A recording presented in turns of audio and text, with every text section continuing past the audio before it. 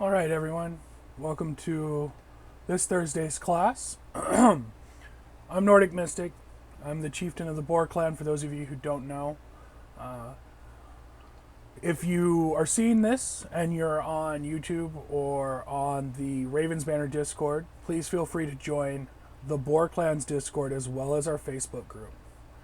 Do look forward to, in the future, we are going to also be having some of these classes actually done live on TikTok as soon as I get enough followers. So if y'all want to follow me there, it's Odin's Nordic Mystic. Now, today's lesson, what I wanted to talk about was Loki. I wanted to talk about Loki because there's some people within the Discord that worship Loki. Lokians have an affinity towards mischief and a little bit of a chaotic nature. And they obviously feel the pull of Loki, and that isn't wrong. And as people in our banner and in our clans, we should be able to understand that just because they follow Loki doesn't mean that they are inherently bad. Okay, like remember the stories of Loki. In the beginning, Loki was trying to be helpful. Normally, he'd do something to benefit himself, and then he'd have to go fix it. And all of us have flaws like that. So there's no reason to see a member of the Norse pagan community as a Lokian and not give them any respect. So what I wanted to do today is I wanted to go over some of the stories with Loki, kind of chronologically. I've actually decided today I'm only going to read a few passages from some of the texts. So right now, I'm just going to do this more as an impromptu, sit-down kind of thing. So if we look at the beginning of the mythologies, we see Loki. We see Loki as the mischief and troublemaker, kind of like a little bit of comic relief within the stories. And more often than not, we see Loki causing problems and having to fix them. Point in case is Thor's wife, Sif's hair. Loki removed it from the root. And in order to fix it, he ended up kind of, in a way, bettering the seed of the gods by providing them with gifts made by some of the greatest craftsmen in all of the kingdoms.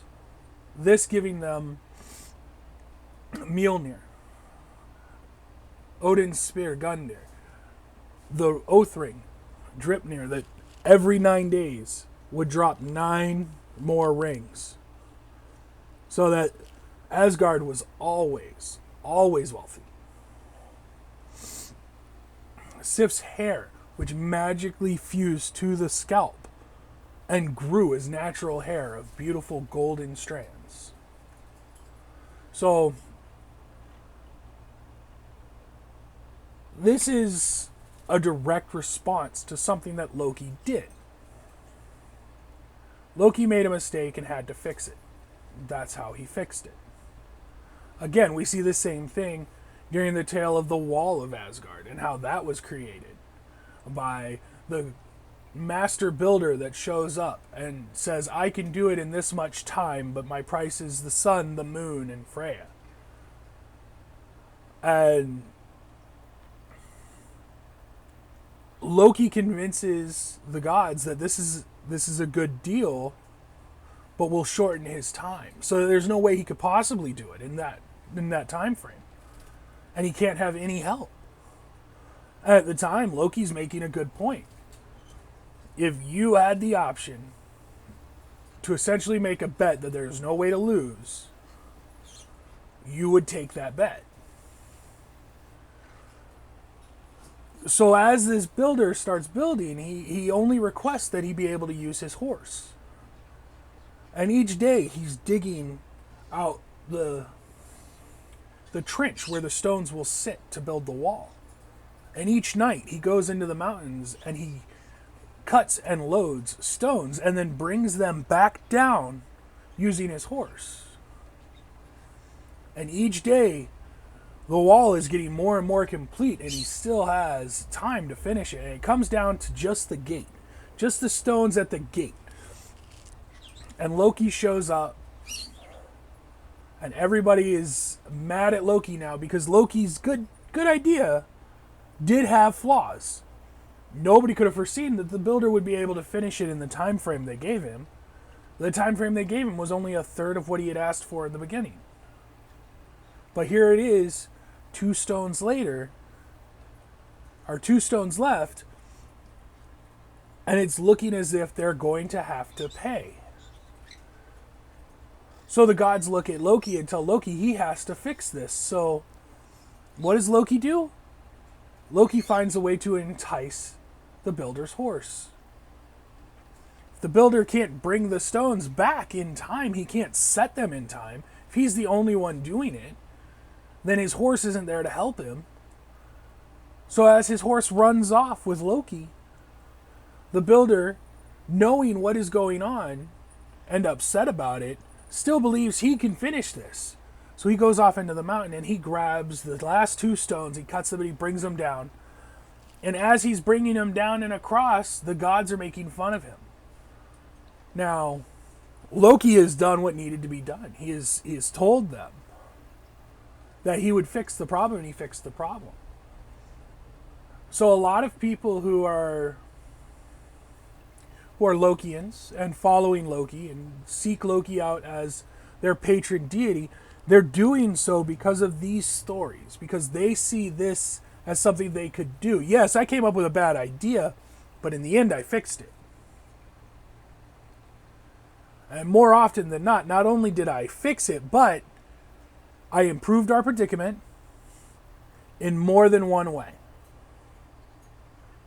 In the previous story, the predicament was Sif's hair. Sif was going to be forever bald because Loki just thought it was funny while he was drunk. The mischief he caused, the stuff he did to get it fixed, led to that being fixed, but also led to 5 more treasures for the gods. In this instance,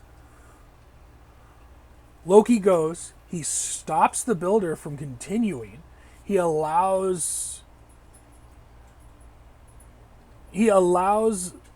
himself the time to do that. He goes, he pulls the horse away. It's not said what happens with him and the horse, but he then returns later with an 8-legged horse that he gives to Odin. Now, not only has he fixed the wrong that he helped start, but now the gods have a completed wall protecting Asgard when Thor is not there, as well as Odin now has Sleipnir, who can travel between the 9 worlds and the 9 realms. So Lokians see these stories, and they want to pay tribute to those. Those are still great stories. Granted, a lot of the stuff he does is self-serving, but he's also doing the things that help. So we can't judge people based on just the fact that they follow Loki. Is it disheartening that these people that we call friends are following him? Kinda. I mean, it sucks a little. I mean, at the end, during Ragnarok, I mean, when we all fight, it'll be us against them pretty much, But if that's who they connect with and that's who they feel, then that's who they feel. And it's right around this time that we start to see more of the negativity. The reason there's negativity to this is because if you think about it, a lot of us worship certain gods. Majority of us actually worship like the higher named gods, but there are a few of us that worship less known gods. Gods that are known by name only, not really so much by the stories that everyone else tells, because we've gone and we've researched those stories ourselves.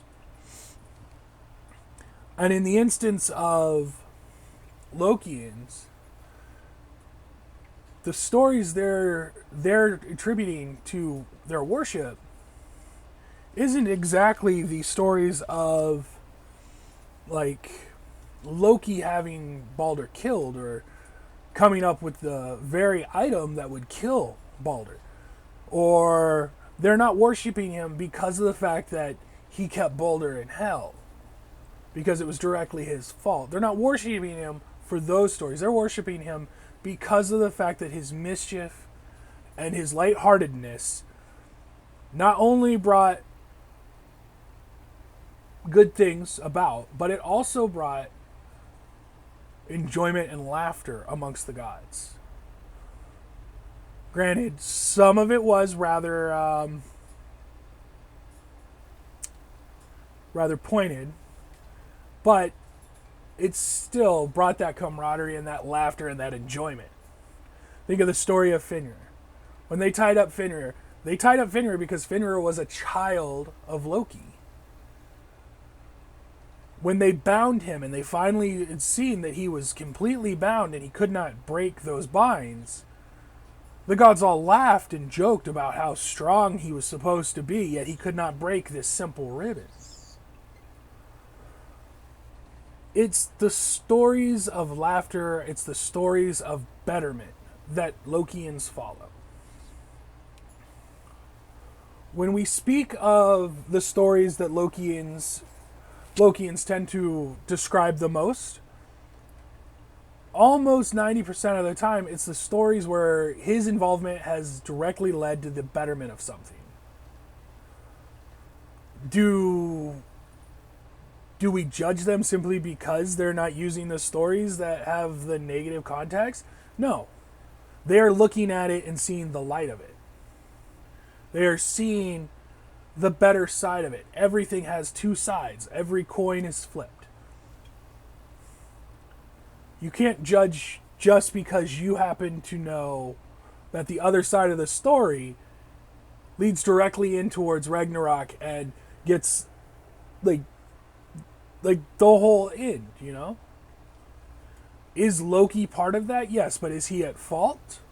Who's to say? Loki didn't directly sit there and decide at the beginning of everything that I'm going to bring about the end of the world. No, it was a slow, slippery descent into chaos that led to that. He plays a major part in it, yes. But he doesn't play the only part in it. When we talk of the gods in Norse mythology, when we talk of gods in our communities and in our kindreds and our clans, we tend to forget that though some of them are not our favorites, and some of them we directly just disagree with altogether, that they're still gods, they're still there. Remember, Loki is not what the Christians would see as the devil, okay? And even the devil had redeeming qualities. We must be able to look at this, look at our fellow kindred, look at our fellow clansmen, and say, I understand that that is your God. Perhaps one day we could sit and talk, and we could discuss the stories of the gods, and you can tell me your perspective and how you feel about it. When we come up across some of the more negative stories of Loki, such as the death of Balder, or after the death of Balder, when he insults the gods over drinks, and he is going from God to God to God, just right down the line, insulting, bringing up every little minor detail that suggests that they too are flawed. All most people see is Loki is just being an angry person. But Loki is doing more. He's delivering a message to everyone. And in that text, in that stanza, we learn that even the gods are fallible. No one has said that the gods are perfect. They're not. We know that. They know that. The gods have faults within them just as we have faults within us. And it's up to us and our interpretation of the stories and the lessons to see how each god complements and betters the other.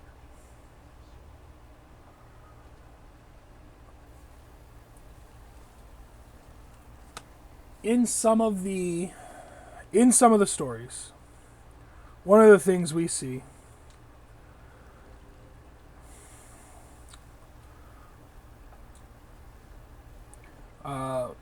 much to the indifference of certain people within the religion, within Norse paganism, because it's not just about that. It's not just about one god. Everybody holds their god, the one they see as their patron, the one who leads them and guides them, and they choose to follow as the true way, and it's not. Remember, even in my last class, I spoke that there are different books. We all have different interpretations of what these mean, where they come from, and how they affect us. The gods are the same way. We each have a different interpretation of what that god represents, or how that god's representation is interpreted in our own life. So we shouldn't be so quick to judge Lokians, even if all they did was say, I really like Loki because Loki speaks to me, or I like Loki because Loki was a very pretty god, and he comes to me and he speaks to me and things like that. Remember, even if that's the things you hear, it's not any of our place to judge that. The gods speak to who they speak to as they will. We are only here to interpret what they want us to do, to follow the path they put us on.